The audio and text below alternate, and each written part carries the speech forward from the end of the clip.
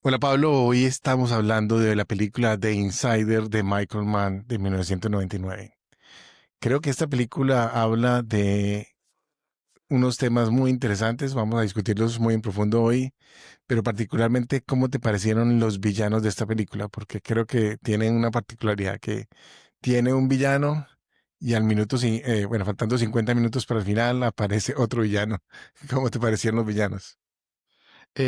Sí, me sorprendió, no me esperaba como ese cambio, no conocía la historia realmente de esa demanda y todo lo que hubo detrás de esa batalla legal con las tabacaleras.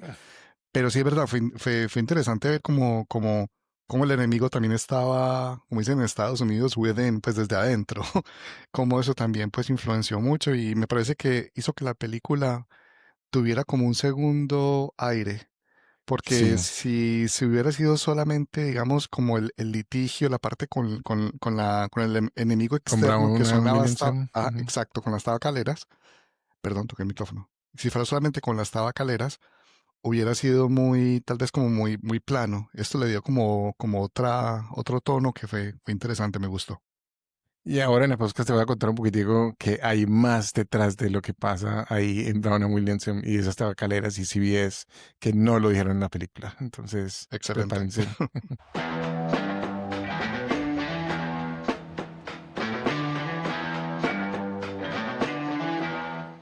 You are what you love, not what loves you.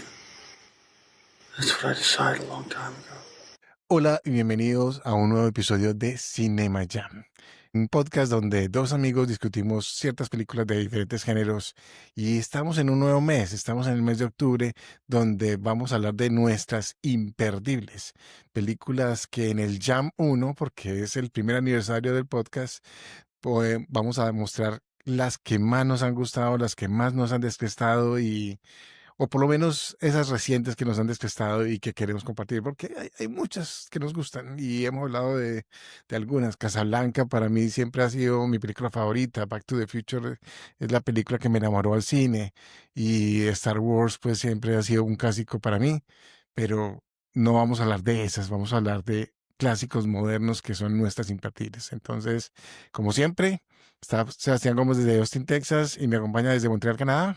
Pablo Vélez y Sebas, feliz cumpleaños del podcast. Llevamos un año haciendo esto que me encanta, que es simplemente hablar con vos de películas, discutirlas y compartir eso, nuestra opinión con nuestros oyentes. Me encanta esto. Definitivamente tenemos que partir la torta por allá el 15 de octubre, que es como el aniversario oficial, porque sí, es una obra de amor y creo que vale la pena compartirlo con todo el mundo. Entonces tendremos celebración ese día. Bueno, antes que continuar, queremos pedirle a los oyentes, por favor, suscríbanse, compártanos, háganos, nos pueden hacer un gran favor. Hay una forma de hacernos un gran favor que es darnos 5 estrellas en su plataforma de podcast favorita o un like en YouTube. Particularmente si le dan 5 estrellas en Apple Podcast nos ayuda mucho. Eso atrae más oyentes y siempre queremos pedirles su colaboración y quiero que también participen más en la comunidad. Pues estamos empezando a crear esa comunidad en Facebook probablemente vamos a tener otras plataformas donde podamos compartir y, y sugerir ideas. Entonces, búsquenos como Cinema Jam Pod, donde estamos en todas las redes sociales. Sebas, y tal vez para añadir una invitación a nuestros oyentes para que nos compartan comentarios, nos escriban. Sebastián y yo siempre estamos mirando esos comentarios, los respondemos. Nos encanta escuchar qué opinan, lo bueno, lo positivo, lo que hay que mejorar de nuestra parte. Así que por favor sigan interactuando con nosotros. Y también cuando son negativos hemos comentado también y hemos Por explicado de pronto por supuesto. qué no hemos sentido o hemos aprendido también de nuestros errores. No somos perfectos y cuando hemos tenido errores los hemos corregido en el podcast. Eh, bueno, arranquemos entonces de lleno. La película de hoy es The Insider. Michael Mann, esta película la propuse yo. Es una película de 1999. Tiene algo particular. Esta película es una película larga de 2 horas y 40 minutos. Es una película que en el papel uno no sabe si va a ser interesante. Es una película que descubrí pues muy cerca de la fecha de lanzamiento, no la vi en cine pues en 1999, no me la vi y no me acuerdo ni siquiera por qué me la terminé yendo. Y es una película que visito cada 2 o 3 años porque para mí es la mejor actuación de Al Pacino y es una de las mejores actuaciones de Russell Crowe. Y es sorprendente, pues, porque Al Pacino tiene 59 años en esta película, pues, no, perdón, tiene 59 años cuando filmó la película y hace un papel de una persona de 50 años, mientras que Russell Crowe tiene 36 años y hace una persona que tiene 56 años en la película. Entonces, ahora quiero que hablemos un poquitico de esos temas y además de eso, pues hay mucho suspenso, hay una forma muy interesante en la que Michael Mann logra hacer esas cosas y particularmente una película que viene después de Hit, uno de sus grandes éxitos, no solo de taquilla, sino también pues profesionales, eh, que haya cambiado a un thriller corporativo, pues es sorprendente. Entonces leamos la sinopsis y nos metemos de lleno pues a lo que es el ciclo pues de nuestras imperdibles, Perfecto. películas que cada uno ama y que a veces es difícil explicar por qué, pero eso es lo que queremos descubrir en este podcast, pues, y compartirlo con todos. La sinopsis de MDB dice: un químico investigador sufre ataques personales y profesionales cuando decide aparecer en un artículo de investigación del programa 60 Minutos sobre las grandes tabacaleras. You go public and 30 million people hear what you gotta say. Nothing, I mean nothing, will ever be the same again. Now, the work we did here is confidential, not for public scrutiny, any more than our one's family matters. We're very serious about protecting our interests. He's got something to say, he wants to say it, I want it on 60 Minutes. Maybe for the audience, it's just voyeurism, something to do on a Sunday night. And maybe it won't change a thing. And people like myself and my family are left hung out to dry, used up, alone. What does this guy have to say Now, don't be paranoid, Jed. that threatens these people? That isn't cigarettes are bad for you. Who is this? They have no right to hide behind a corporate agreement. He can talk, we can air it. The worst. Bueno, Pablo, siempre hacemos la pregunta clásica en nuestro podcast. ¿Cómo te pareció The Insider? Me gustó, Sebas. Era una película que conocía de nombre, conocía de fama, pero nunca había tenido como la motivación de vérmela. No sé, no era una película como que me atrayera mucho, aunque sabía que había sido muy importante, que había sido nominada casi que en todas las categorías de los Oscars en el 99. Sí, no ganó ninguno, pero fue No ganó nominado casi ninguno. todas. Sí, Sí, lo cual me parece una injusticia, sobre todo. Luego hablaremos de las actuaciones individuales y la de Sí, Russell Crowe es una obra maestra. es increíble. Hay algo, Sebas, que me gustaría pues como decirte a vos de una vez. Es una película de otra época y es increíble que sea tan de otra época siendo una película que no es realmente tan vieja. Bueno, es decir, ya han pasado 25, 26 años, pero es una película que si vos la ves ahora, yo no sé, siento la misma distancia de esa película con la realidad actual que siento, por ejemplo, no sé, viendo una película de los 60 o de los 50. Es otro momento histórico completamente distinto en el cual todavía había cierto aprecio, concepto de integridad, digamos, investigativa en el periodismo y con una cierta influencia de este tipo de investigaciones en lo que es como, digamos, la opinión pública. Lo Sí, buen cual, punto. pues, Sebas, podemos hablar mucho hoy en día de cómo ha cambiado eso, de cómo la democratización, liberalización de los medios masivos a través de las redes sociales. El sim- Internet. Sí, redes sociales, internet, todos los blogs, podcasts, ya todo el mundo, desde el presidente de Estados Unidos para abajo, crean sus propias redes y dicen lo que quieran decir. Crean sus propias verdades. Exacto, y sin ningún tipo como de verificaciones o de chequeos, como vemos en esta película, que tienen que hacer para poder salir al aire en esa época. Es decir, Sebas, es una película de otro momento histórico y eso me pareció tal vez la cosa que más me quedó de la película. Luego, como te digo, las actuaciones fueron pues, sobresalientes, pero eso es como mi Tu primer como primera pista. takeaway. Sí, Yo creo que, yo creo que el hecho de que digas que parece una película de otro tiempo es completamente acertado. Es increíble que Michael Mann haya logrado hacer esta película en 1999. Hoy sería prácticamente imposible, pues. Y en especial, pues, que la hizo en 1999, cuando todo esto pasó en 1994, en 1995, 96. O sea, literalmente 3 o 4 años antes muy había reciente. pasado esto.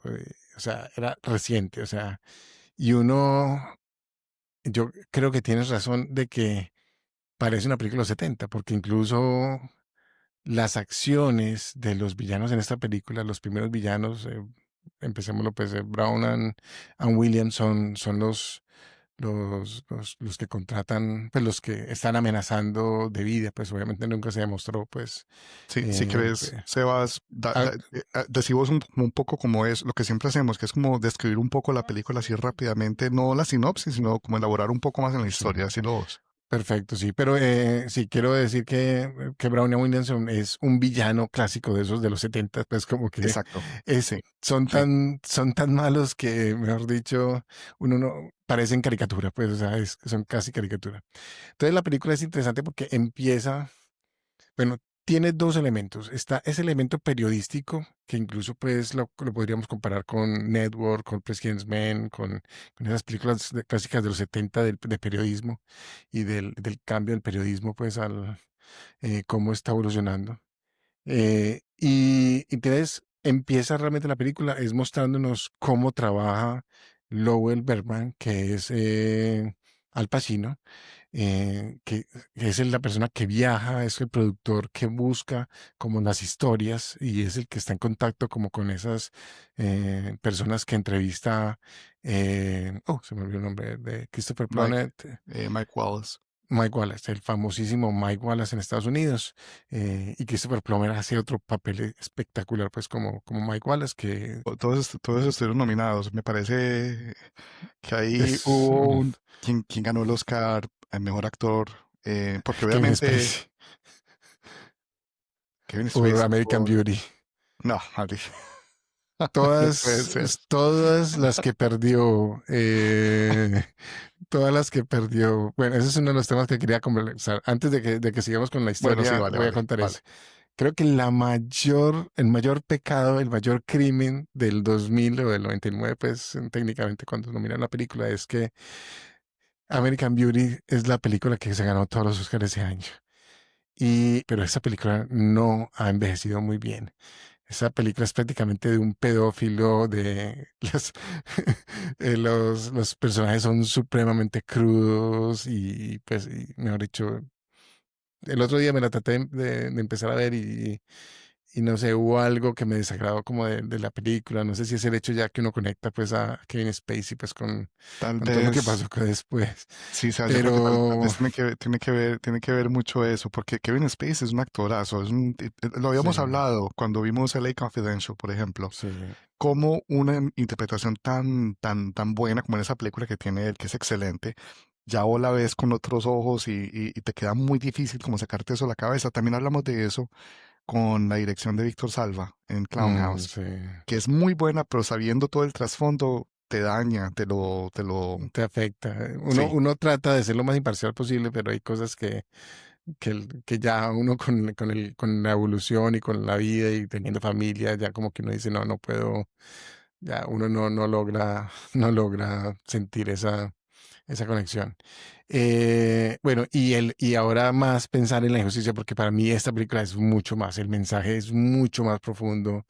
Realmente lo que pasa comparado pues con lo que pasa en American Beauty, pues que es una película, pues sí, es los lados oscuros de los suburbios pues de Estados Unidos es básicamente lo que pasa en American Beauty, pero esta película que muestra todo lo oscuro del capitalismo máximo de Estados Unidos, o sea, esta película me pareció pues tremenda.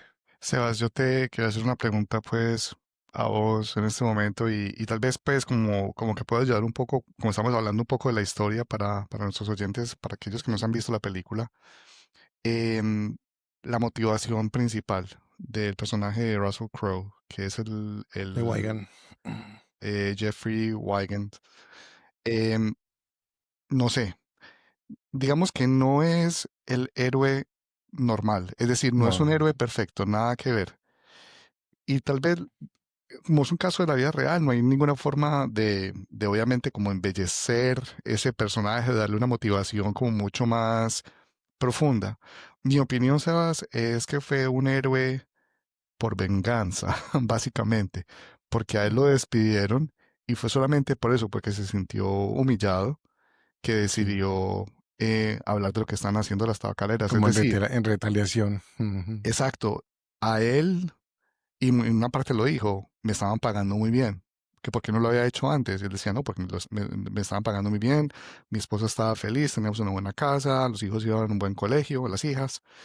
Entonces, ¿me entendés? Como también te muestra como ese lado, no solamente del villano capitalista, sino del héroe capitalista también, que solamente De clase cuando media, pues sí. Ujú. sí, bueno, él era en ese momento pues un vicepresidente, entonces digamos que era clase más alta, pero digamos Ujú. que es solamente eso, cuando pierde ese acceso pues a la riqueza que él siente esa necesidad o ese deseo como de exponer la verdad, no es un héroe clásico, Russell Crowe, no Sí, es un héroe clásico.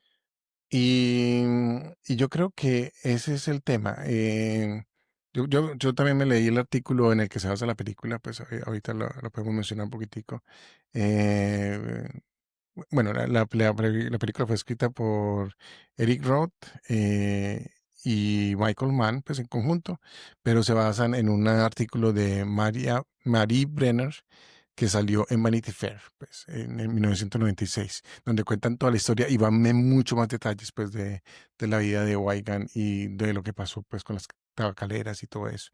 Y lo interesante de eso es que en el artículo son muy claros, o sea, él realmente es una persona que cuando lo atacan es que él decide contraatacar, ¿cierto? Si a él no lo hubieran amenazado, no lo hubieran seguido, probablemente no se sabría nada. Bueno, y también la casualidad, pues también de que perdón, Lowell Bergman lo contactó, pues cierto, o sea, fueron como unas coincidencias que pasaron al mismo tiempo, porque él no quería hablar, y yo creo que en la película es claro que él no quiere hablar, ¿cierto? Cuando él lo dejan, cuando él renuncia bueno, cuando él lo despiden de la tabacalera porque hay un nuevo presidente, eso no lo mencionan, por ejemplo, ahí, el nuevo presidente es el que lo echa. Él lleva años trabajando ahí como investigador principal o vicepresidente de investigación de laboratorios, pues básicamente. Y en el momento en que nombran al nuevo presidente que viene de ventas, es que a él lo echan y ahí empieza pues, realmente la historia. Y eso se sabe un poquitico más gracias al artículo, pues, ¿cierto? Y en el momento que lo empiezan a amenazar y empiezan a amenazar a la familia, lo empiezan a perseguir, lo empiezan, realmente es que él empieza como a empujar y a la final se termina convenciendo de que sí tiene que hablar porque mm, lo quiere, pues quiere proteger también como a la familia y que mostrar pues que esa gente es mala desde el principio, desde el corazón. Y pues obviamente Lowell Berman, pues Al Pacino, tiene una mucha influencia pues en convencerlo, pues realmente, ¿cierto? Que al final ese es uno de los temas, pues también, ¿cierto? Que creen que puede haber un peligro en algún momento porque CBS no quiere publicar la entrevista con él porque pueden estar en peligros de litigio por, Sí, ¿cómo es que lo llaman? Bueno, pues lo, manipulación, pues sí, porque por pueden, manipulación o forzar un testimonio de alguien que tiene un acuerdo de confidencialidad es una figura jurídica extraña la que mencionan ahí, pero sí, sí, correcto, eh, fortuito o tor- algo así, sí, sí, como tortuoso o algo así, tortuoso, tortuous, algo así, sí. sí. Sí, manipulación tortuosa, creo que es como la traducción directa, pues en Weigan aceptar y contar su historia, no solo ante la prensa, sino también ante una demanda que está haciendo, que está ocurriendo en el estado de Mississippi contra las tabacaleras por cuestiones de salud. Y luego cambia el tono y es realmente como el conflicto interno en CBS News, que son los donde opera 60 Minutes, de transmitir o no transmitir la entrevista completa, pues porque a la final pues es una historia muy relevante, pues cuando uno tiene o sea, es literalmente la persona de mayor cargo, pues que es un whistleblower, pues como lo llaman aquí, o un informante en cualquier caso de malprácticas corporativas, pues que a la final es en lo que se convierte esto, pues cierto. Es una pregunta que ha sido como algo que me quedó pues como rondando la mente desde hace rato, bueno, desde que me Sí, vi la claro. película. Y me acuerdo mucho pues como de este caso, porque eso salió en las noticias en los 90 y vos y yo pues estábamos ya A puntas de acabar la universidad, sí. exacto, éramos ya mayores de edad y conscientes de lo que pasaba en el mundo. Eh, no sé, necesitaban realmente alguien que dijera que los cigarrillos eran malos. O sea, ¿me entendés? Entiendo lo del testimonio de los presidentes que mintieron en el Congreso y todo lo demás, pero ¿en serio necesitaban que alguien desde adentro les dijera, vení, es que esto es malo, eso es adictivo y mata? Pues eso no es obvio. El problema es demostrar que es adictivo y el problema es que admitir que las empresas conscientemente manipulan el nivel de adicción del cigarrillo para que la gente fume más. Entonces, realmente ese era el problema. Mm. Y en eso se encarga la deposición de Weigand, pues, ¿cierto? El enfoque realmente, si no, nosotros vemos 5 minutos, eso fue una deposición como casi un día entero, pues, fue como 12 horas o algo así.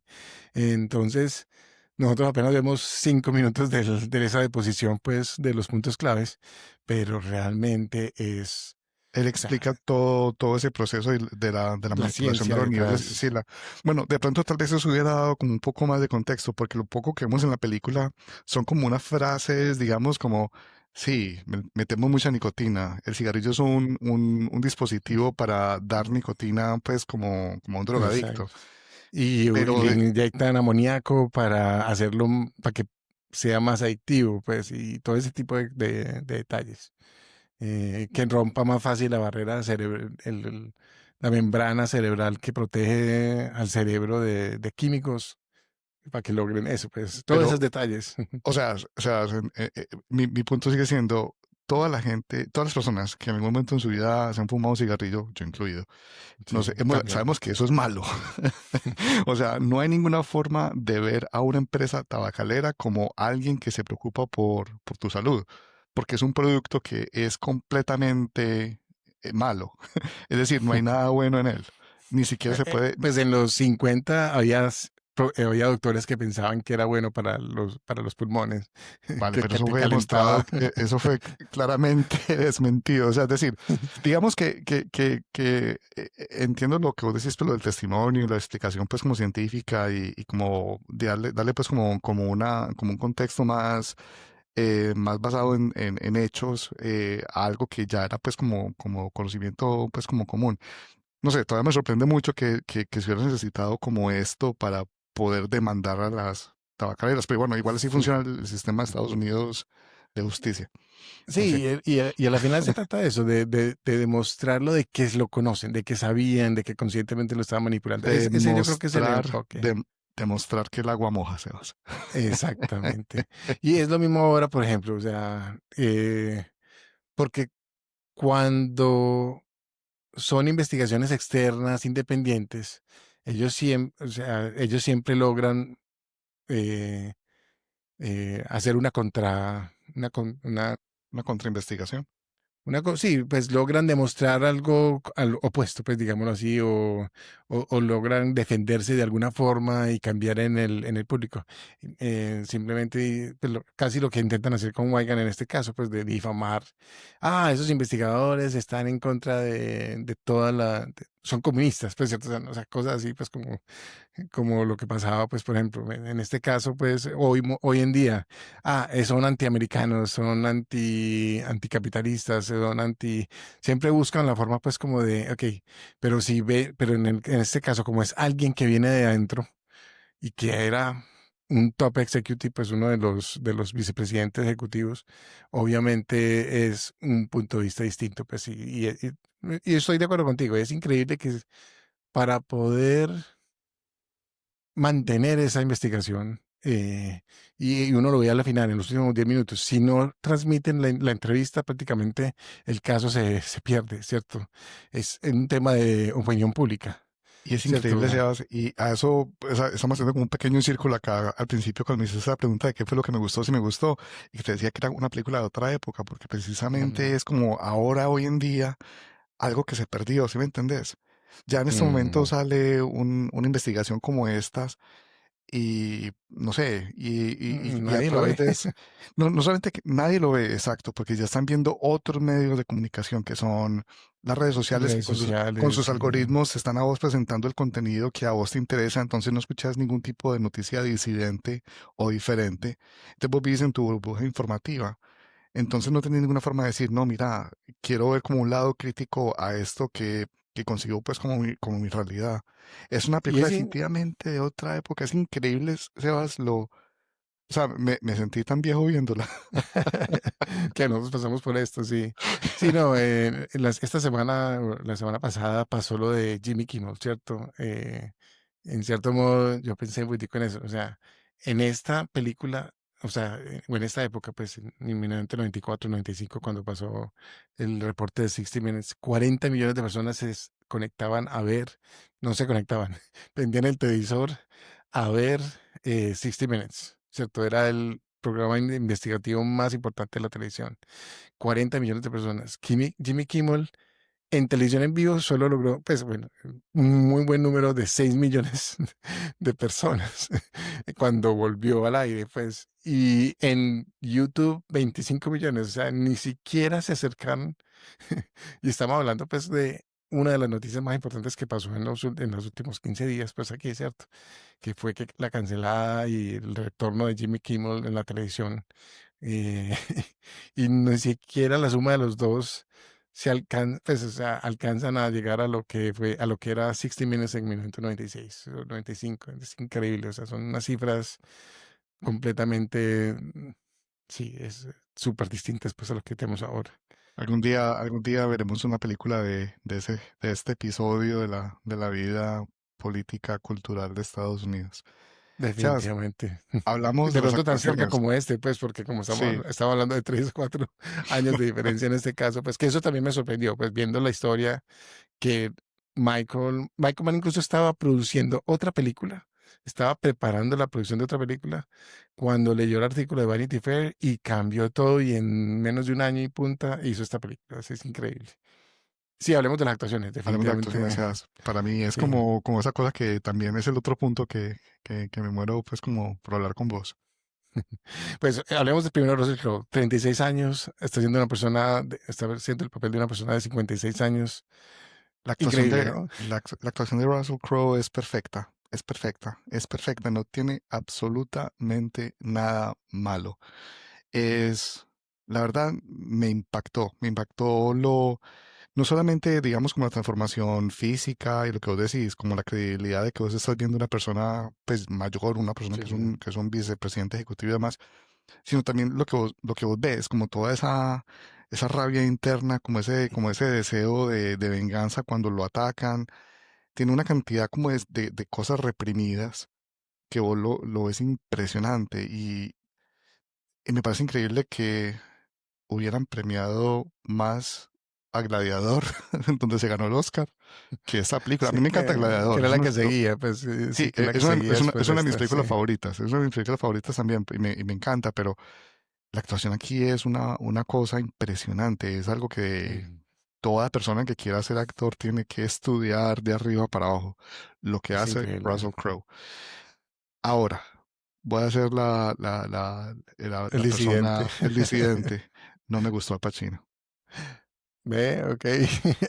Curiosamente, es un punto de comparación muy interesante porque en Hit a mí no me gustó Al Pacino, ¿cierto? ¿A ti te gustó? A mí me encantó Al Pacino en Heat y no me gustó para nada Al Pacino en esta película. ¿Sabes por qué, Sebas? ¿Por qué? Porque es que Al Pacino está física, mental, su expresión es para un personaje como el detective Hannah en Heat. No es un actor que pueda hacer como una entrega normal en un papel de una persona normal, es decir, porque es el productor de 60 minutos, pero Pero es más no es grande un que la vida, pues policía, sí. exacto, no es un policía detective súper agente antinarcótico, nada de eso. Al Pacino, en las películas en las cuales ha brillado de una forma muy natural, han sido esas películas en las cuales hace papeles o estilo, ¿cómo se llama esta? La de De El Palma. Padrino. Bueno, El Ah, Padrino, en Brian De Palma, cuando hace el de Montana, creo que se llama, no me acuerdo, del narcotraficante, sí, y también Scarface, es, Scarface. es, es Scarface, cara Ujú. cortada, exacto. La del Padrino y ahora pues con Hit. Ahí él tiene algo en su forma de estallar, de brillar, esa hipertensión que maneja, que ahí le sale perfecto, muy natural. En esta Sebas, en ningún momento me creí yo que él era el productor de un programa de televisión. En ningún momento me pareció que se estaba como intentando contener. Y no, no, Bueno, sí, no. eso sí. No sé, no me dio esa credibilidad, me pareció que, por ejemplo, los momentos en los cuales como que brillaba un poco más fue en las discusiones que tuvo con el presidente de CBS, Sí, cuando con los otros compañeros de CBS, pues sí, exacto, sí. que lo retaba, que por qué, que mira que encontré que van a vender a CBS, si ustedes tienen Ese es unos el paquetes, Pacino exclusivo que uno está acostumbrado a ver, exacto, exacto, sí. exacto. Sí. Y me No voy a parece negar que increíble, esa es la parte de pronto de Al Pacino de la película que me pareció mejor, pues que sí, en ese ese fue, momento sí. exacto, exacto, pero todos los momentos que estaba como simplemente como produciendo o hablando normal o intentando convencer a Russell Crowe, A Russell Crowe. me parece tan falso. Y me leí el review de la película de Roger Ebert, pues como porque le dio 4 estrellas, creo él nunca, casi nunca da pues tantas estrellas, Sí. y o 3.5, no sé, casi todo el máximo.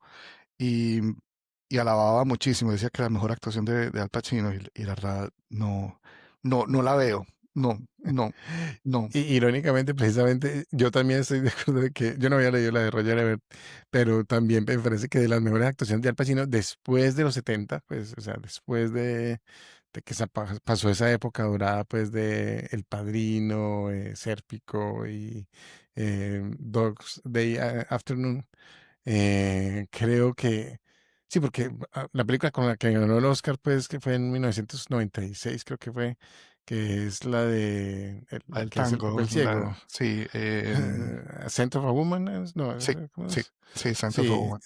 esa película, como es que gana el Oscar por eso, pero bueno, está bien. Pero el hecho de que, de que en esta tiene los dos momentos, pues los momentos de calma y los momentos de pasión, y de amor por el coso, me parecieron bacanos, pues me parecieron buenos.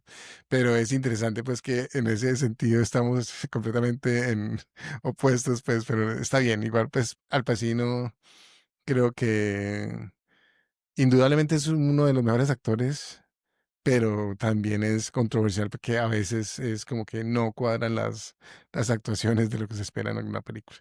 Sabes que Eh, me parece que, por ejemplo, alguien como Robert De Niro hubiera sido mejor, porque sí. él tiene como esa calma que puede transmitir, como lo hizo en Heat, cuando hacía pues el papel se me escapa en ese momento el nombre, auxilio. Eh, de mis películas favoritas, se me da el nombre en ese momento, el nombre Ya te voy a decir. del criminal. Em, Neil, Neo. Neil, Neil. Y, y vos ves que habla de una forma calmada, que transmite pues como esa sensación de control. Hubiera sido mucho mejor en esto, porque eso es lo que debería transmitir un productor de un programa tan importante como 60 minutos. Al Pacino parece como, no sé, como alguien que está como en recovery de algo, que está intentando como controlarse, contenerse, pero sobre todo Todavía se está recuperando de las drogas que metía en Hit. en Hit, sí. Pero sobre todo comparado con Russell Crowe, wow. qué Es, teso. es un papel, es un papelazo. O sea, uno entiende por qué Russell Crowe, después de este que hizo Gladiador, se volvió la estrella que era, pues, o sea, Sí, tuvo una racha también muy buena de primeras películas en Estados Unidos que la verdad es sorprendente. Y Christopher Plummer Plummer, también, pues la también, verdad es también, impresionante, también, pues también, también. como Mike Wallace, pues la verdad, irónicamente Mike Wallace no está muy contento con la actuación de él, pues porque, bueno, lo hacen ver, a Mike Wallace pues lo hacen ver en la película como uno de los semivillanos, pues que ya después se reforma o cambia de parecer, pero pues, creo que eso es lo que no le gusta de la actuación, No, pues claro. pero sí, pues, sí, que traiciona a Bergman pues al principio, pues entonces es interesante escuchar esa partecita. Pero de todas formas es una actuación impresionante, pues, o sea, y Christopher Plummer pues tiene toda la historia. Y yo creo que también, bueno, hay una de las cosas de Al Pacino que había traído, que ahorita lo mencioné por encima, tiene 59 años y hace una persona de 50 años en esta película. Y se nota, se nota que, que esos 59 años le han dado duros porque se nota que no es una persona de 50 años. Y no sé cómo Russell Crowe logra ser una persona de 56 años con 36 años porque de verdad parece pues que llevara toda la vida por encima y todo el peso del mundo le cae encima. Es Sebas, increíble. las escenas cuando ya estaba como profesor en el colegio, porque Sí, luego que pues que lo echan y que hace, pues que destapa todo esto, no lo contratan en ninguna parte y él se vuelve profesor de química y de japonés, creo, en el colegio, y porque hablaba japonés, sí. japonés. Pero las escenas cuando está con los alumnos, o sea, vos sentís como lo inadecuado, lo incómodo que él se siente socialmente estando en ese contexto y lo hace de una forma tan perfecta. Es que Pero aún así de que verdad, está feliz de poder enseñar. O sea, es como las dos cosas, como que, como que estoy muy asustado, pero aún así me gusta poder enseñar, poder seguir haciendo cuando la película empezó, vi ciencia. que duraba 2 horas y 40 minutos. Y empezó con Al Pacino, pues, aparentemente, no sé, secuestrado en el Medio Oriente. Yo, ay, no, 2 horas y media de esto. Pero tan pronto empezó a aparecer Russell Crowe y cada vez estaba, ya, como que se me fue el tiempo. Es una película larga, es una película muy Sí, larga sí. y hay algo que quiero decir. Michael Mann es uno de mis directores favoritos. Para mí, Heat, insisto, es de lo máximo que ha habido y Manhunter, la Mm, primera película, pues, de Silencios de Hannibal Lecter, sí. del personaje este, también es muy buena. Eh, pero no sé, se pasa con esta película con su... Es muy lenta, es muy lenta. Hay unas secuencias, unos Sí, momentos muy lentos, muy largos que perfectamente, no sé, hubiera podido fluir un poco más. No hizo eso Sebas en Hits, por ejemplo. sí, yo no te voy a negar que em, cuando me la volví a ver ahora, me la vi hace como 15 días o hace 20 días, cuando estaba escogiendo las películas, y me la volví a ver esta semana, y yo decía, 2 horas y 40, pues madre, vamos a ver cómo le va a Pablo con esta película de 2 horas y 40.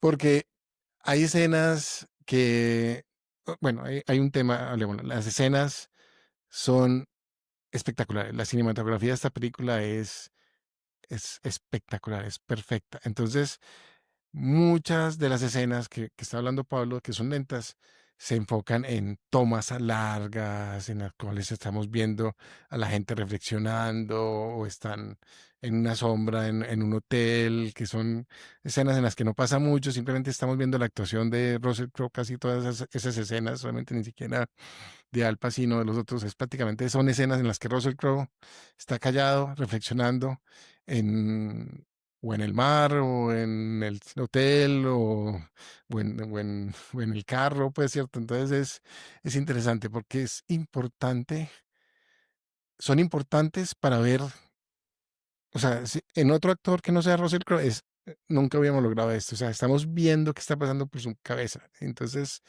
son importantes y la música también es muy buena, o sea, la música que pasa en esas escenas me pareció espectacular, pues, o sea, que es como una música que te acelera el corazón a pesar de que no está pasando nada. te conmueve, o sea, es como que te está hablando. Y yo sentía que a veces la música me estaba hablando en esta película. Entonces, por eso, a pesar de que entiendo, o sea, 2 horas y 40 no son fáciles de manejar, pues esta semana me vi otra película de 2 horas y 40, ahorita la voy a hablar en la recomendación. em, y yo estaba muy preocupado y en esta película no va a negar que hay que tener paciencia, o sea, hay que tenerle paciencia. Yo entiendo por qué Michael Mann lo hizo, es esa, es poner en pantalla esa actuación de Russell Crowe, prácticamente es la única razón por la que esas escenas están pasando ahí, pero entiendo, o sea, entiendo, si 2 horas y 40 se le hubiera podido cortar prácticamente casi media hora a la película y ayer que estaba mirando el timer, cuando vi que todavía faltaban 50 minutos, cuando empieza a pasar lo de CBS, y yo dije, oh, güey madre, todavía faltan 50 minutos. Juraba que eran mucho más antes. Sí, yo, ok. Sebas, algo que me gustaría, Pero, que me gustaría decirte ahora que estás hablando de la cinematografía de Michael Mann y todo esto. A mí me parece que no es la mejor película de Michael Mann. Es no, no, más, no, me sí, parece, Sebas, que todavía hay, Hit me parece mejor, sí. sí, y hay algo, Sebas, que le hace falta a Michael Mann. No sé si te das cuenta qué es. Es algo fundamental, Bueno, un tema que iba a hablar era las mujeres son muy maltratadas en las películas de Michael Mann. pero no es eso lo que le hace falta, porque por lo general las mujeres, sí, es verdad, en las películas de Michael Mann las mujeres siempre son como o víctimas o pasivas, no son, no, o, no, sí. o están en contra del protagonista o son una barrera para el protagonista, pues, como en este caso. Exacto, sí. No, lo que le hace falta, no sé, te voy a dar una pequeña pista. Eh, el setting urbano. Pero en este caso, pues que no sabe, que no vemos mucho de las ciudades, de la ciudad. Le hace falta Los Ángeles.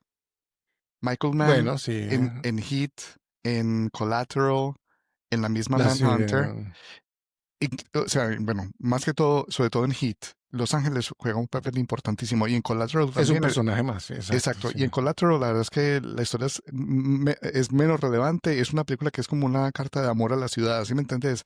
Como la Mm, filman, los colores, todo lo que le dedica, los planos a la ciudad como tal. Aquí como se mueve en diferentes locaciones y no es ninguna en California realmente, eso se nota. No sé, eso es como otro protagonista que a Michael Mann le da una fuerza en cómo cuenta la historia, en el digamos como el entorno, el contenedor de la historia, aquí no está mm. y hace Pues falta. yo creo que igual uno alcanza a ver mucho la influencia del tabaco en la ciudad. O sea, si uno se pone a analizar muchas cortes entre escenas, siempre o hay un anuncio de tabaco o pasa, por ejemplo, una barca llena de tabaco o hay alguien fumando. O sea, siempre como que logra ver la influencia del tabaco. Pero estoy de acuerdo que no es ese como ese patio trasero que él está acostumbrado a mostrar y ese amor por la ciudad que él ama, pues que es Los Ángeles. Eh, y muchas de las obras, pues de las otras películas o series de él, por ejemplo, pues están basadas en ciertas ciudades, pues cierto, pues obviamente Miami Vice se basa en Miami, Tokio Vice también se basa en Tokio, y son caracteres y son personajes de la son personajes importantes, pues la ciudad o el entorno es importante. En este caso, pues no lo tenemos, estoy de acuerdo contigo, porque pues prácticamente puede ser en cualquier, pues dicen que es en Louisville, pero en Louisville solamente vemos la casa de él prácticamente y el Es una, colegio. es una película de suburbios y Michael Mann no es una persona de suburbios, es una persona, bueno, es un director que le saca más jugo, más, no sé, fuerza, calidad, llena más cuando está en un ambiente muy urbano, con personajes como muy clásicos de un downtown, del centro de una ciudad, no en un Mm, contexto de suburbio con una familia, no sé. Me parece que acá no encajó con el estilo de él Bueno, si encima le pones la actuación del Pacino, la verdad es que no, es una película que está contando una historia muy interesante, está muy bien hecha, te mantiene todo el tiempo muy concentrado, tiene lo que me decías al principio, como de esos dos momentos de villanos que te dejan a vos pues como muy interesado.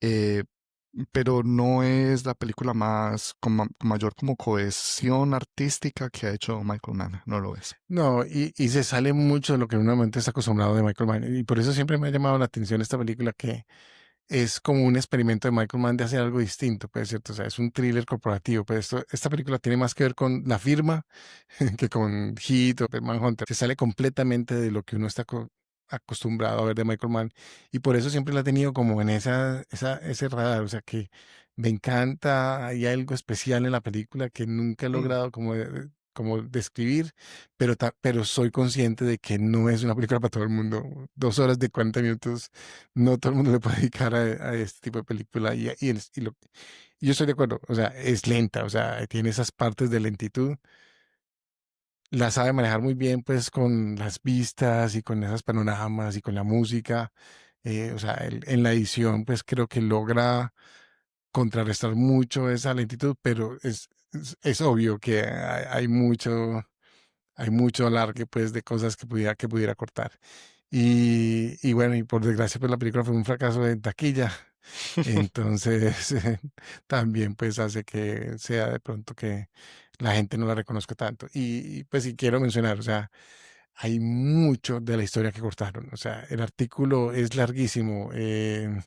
Yo lo leí en el Kindle, entonces no puedo decir exactamente cuántas páginas son, pero si uno se mete a la página si uno googlea Jeff Wigand, en la página de jeffwigand.com está el artículo completo de Vanity Fair y vale la pena leerlo. Muchas más cosas pasan en el artículo, pues ya el hijo del dueño, del chairman de CBS, es uno de esos 7 dwarfs de las tabacaleras.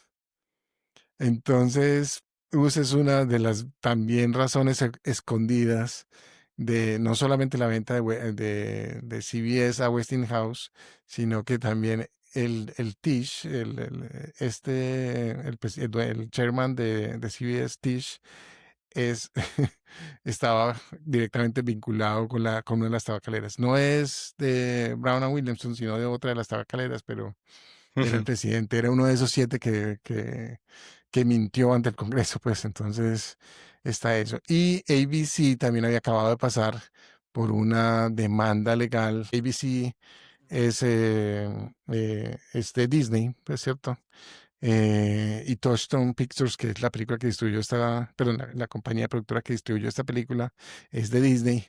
Entonces cortaron toda esa parte también de el susto que tenían ellos, que ellos hablan mucho de lo que había pasado con ABC, donde hubo una demanda muy grande pues Ujú. de ABC en ese tema de tortus interference que mencionan ahí. Entonces, bueno. Entonces hay muchos temas. O sea, si algún día quieres leértelo, pues vale la pena, pues es súper interesante mirarlo. Vale, perfecto. Pues por ahora queda de número 1 porque no hay otra película, pero la próxima semana va a tener una competencia muy fuerte, una película de 1991 que se llama The Fisher King, la película de Robin Williams y eh, de The Dude, ¿cómo es que? Jeff Bridges, Jeff Bridges, eso sí. Robin Williams, dirigida por Terry Gilliam, el gran Terry Terry Gilliam, Gilliam. sí. Una película que probablemente hace 40 años que no me la veo. Esa Hace es otra, mucho tiempo. esa es otra película, sabes, que a mí me encanta y tiene algo que es muy especial y no es una película para todo el mundo.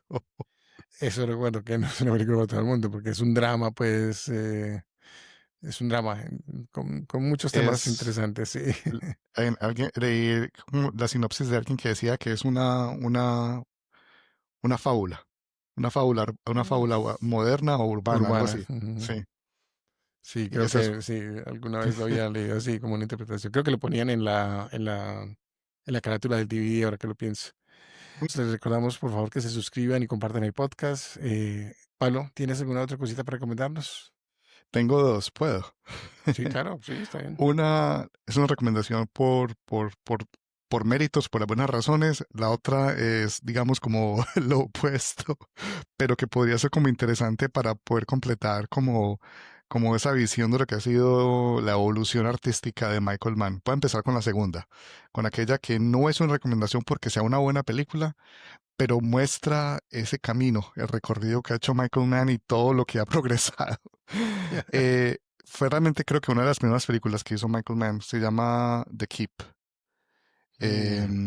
Vos decías ahora que esta era una película, bueno, esta película, la de Insider, que era como algo anormal en lo que él hacía, pues que se enfocaba más con historias de crimen y de policías y demás. Pues bueno, su primera película fue una película de terror, una película sobrenatural en la Segunda Guerra Mundial desde el punto de vista del ejército alemán. Es decir, es la película más extraña de este mundo y es un intento de hacer algo extremadamente artístico. Si a mí me pareció lenta, The Insider, The Keep es desesperante. Son secuencias larguísimas, con música dramática, con cambios de colores, pero es una película que es interesante verla para ver todo lo que evolucionó Michael Mann desde ese momento. The Keep de Interesante. 1983. Y la que sí es mi recomendación más en serio es, por la buena película que es Abre los ojos, de Alejandro Amenábar. Hablamos Ok. hace poquito, vos y yo, Sebas, offline. Me la vi hace poco otra vez y me encantó. Me parece que es una obra maestra de la ciencia ficción en español, que obviamente tuvo su remake con Vanilla Sky, pero la recomiendo mucho la original, la de Amenábar, de creo que es del 99 tal vez, o 97. Sí, es interesante. Alejandro Amenábar hizo unas películas impresionantes al principio y yo la verdad hace mucho tiempo que no he escuchado de él. Yo tampoco, no sé en qué andará. Sí, no sé qué pasaría ahí, pues. Pero sí, lo que es Tesis y Abre los ojos, pues, de Amenábar son, mejor dicho, en cualquier idioma hay que vérselos, pues. O sea, De acuerdo. son clases de cine en cualquier país, pues. Bueno, por el lado mío voy a recomendar, la semana pasada tuve la oportunidad de verme en cine One Battle After Another, la nueva película de Paul Thomas Anderson. Voy a poner un mini jam mañana, creo que lo voy a estar publicando, pues, o esta semana lo estoy publicando. Y es otra película de 2 horas y 40 minutos, pero en esta no hay un momento de descanso. Es supremamente emocionante, mucha buena acción. Lástima que no mucha gente le está yendo a vérsela en cine, pero para mí es probablemente una de las mejores películas de este año. Es Paul Thomas increíble. Anderson es el mismo de Resident Evil. No, ese es el otro. Se llaman igual, Ese es ¿cierto? Paul. No, ese W. no es Oh, Thomas, ese ese es es Paul W, W. sí. Thompson. Ok, sí. Sí, ese es el ex esposo de Mila Mila Jovovich. Jovovich. Sí, Sí. no, ese es Por eso es otro. más conocido. No, Paul Thomas Anderson, para tu contexto, pues, de películas que sabemos sé que te gustan, es Boogie Nights, eh, Punch Drunk Love, la de Adam Sandler, There Will Be Blood, que es probablemente una de las mejores películas de los 2000. O sea, creo, si hay una película de Paul Thomas Anderson que hay que ver, es esa. The Master también, la de Philip Seymour Hoffman, es espectacular.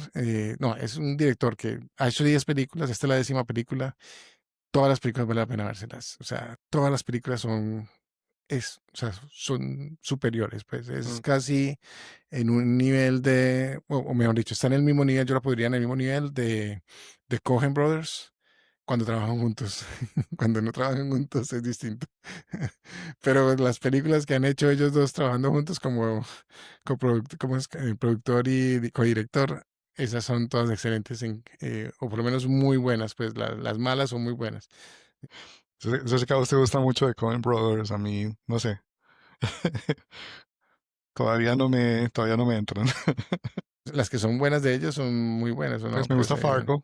Fargo me parece una buena película, pero pues ¿y no hace te has mucho que visto No Country for Old Men? creo que no. Bueno, si hay una para que te tienes que ver.